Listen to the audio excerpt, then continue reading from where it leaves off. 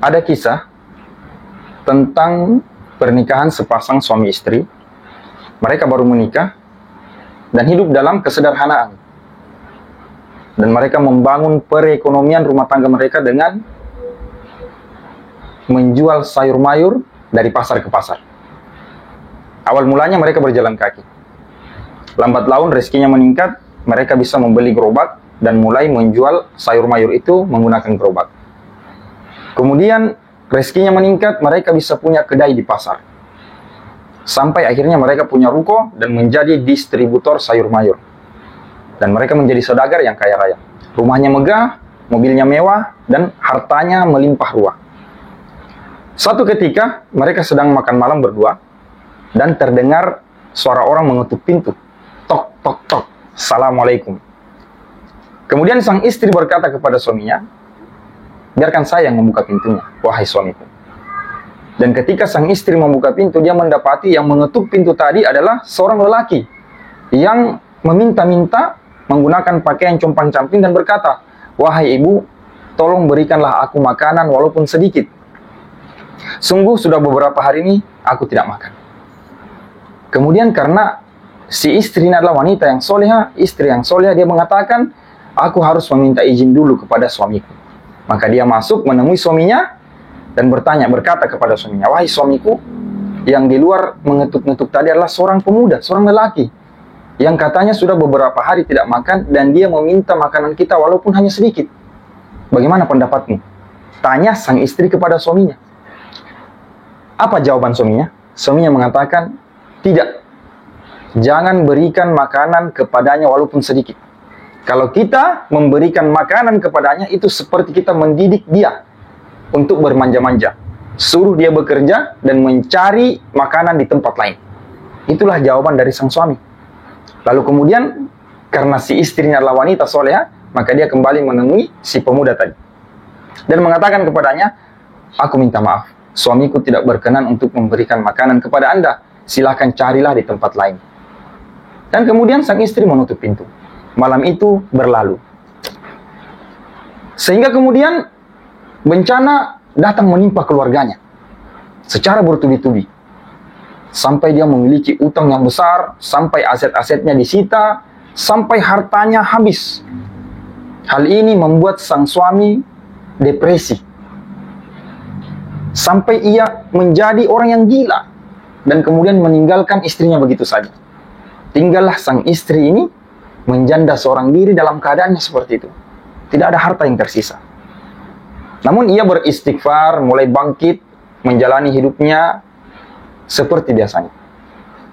Maka dia pun melalui hari demi harinya dengan seorang diri, sampai pada satu masa adalah seorang pemuda yang tertarik dengan si mantan istri yang tadi ini.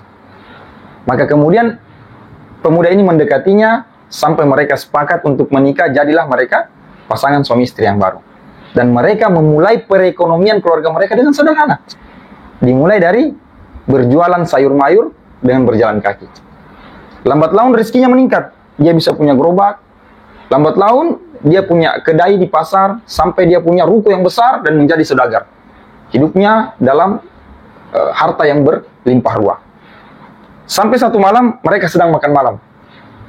Dan kemudian terdengar suara ketukan pintu. Tok, tok, tok. Assalamualaikum.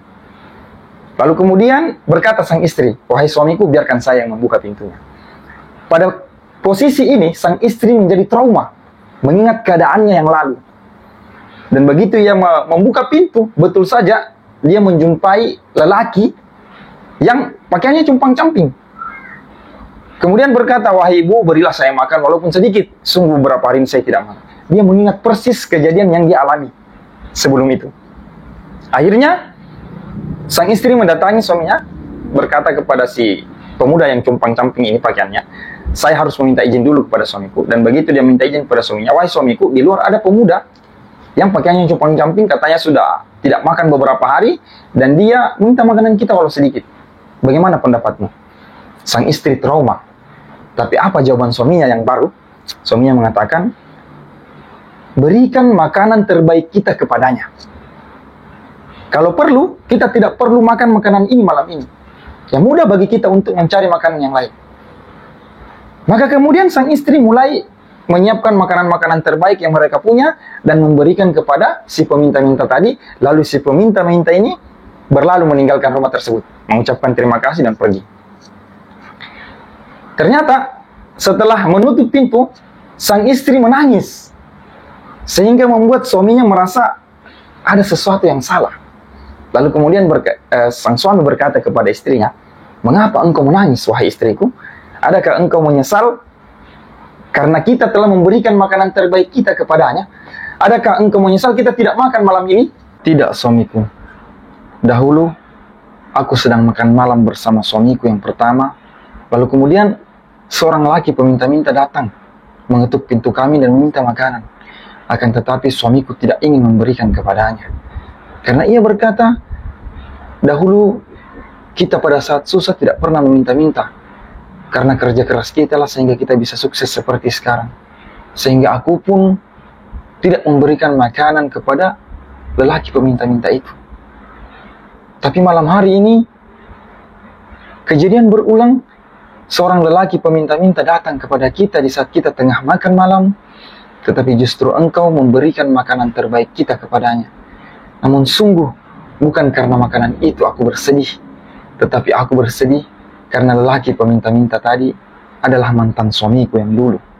Kemudian sang suami berkata, "Wahai istriku, dahulu seorang lelaki peminta-minta datang kepadamu untuk meminta makanan, tetapi engkau tidak memberikannya atas perintah suamimu. Tapi tahukah engkau bahwa lelaki yang dahulu meminta-minta makanan kepadamu itu adalah diriku? Begitu lama ku simpan rahasia ini, sampai akhirnya Allah mempersatukan kita. Dan pada malam hari ini ku saksikan, engkau adalah wanita yang tulus. Engkau adalah wanita yang solehah, dan engkau adalah wanita yang menegakkan amanah dari suamimu. Maka betapa beruntungnya aku memilikimu, dan tidak pernah ku sesali karena aku telah menikahimu." Dan begitulah akhir kehidupan wanita yang soleh. Demikianlah kisahnya. Masya Allah.